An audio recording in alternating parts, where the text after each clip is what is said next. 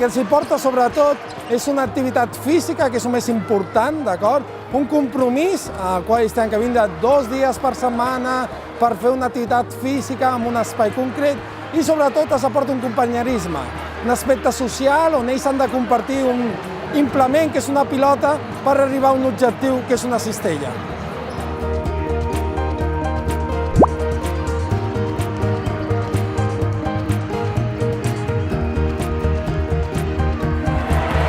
Hem conegut a molta gent que són els meus amics i el bàsquet m'agrada perquè així em coneix gent nova.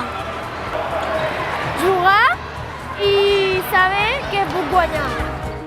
Doncs m'agrada jugar amb els companys, al meu equip i tot això. Llavors vinc aquí i m'ho passo molt bé.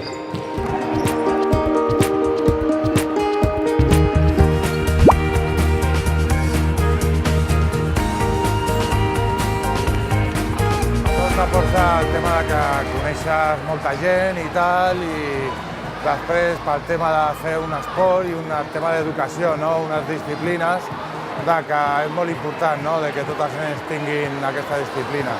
I crec que és un esport que ajuda molt a créixer per dintre també de la manera de ser dels nens.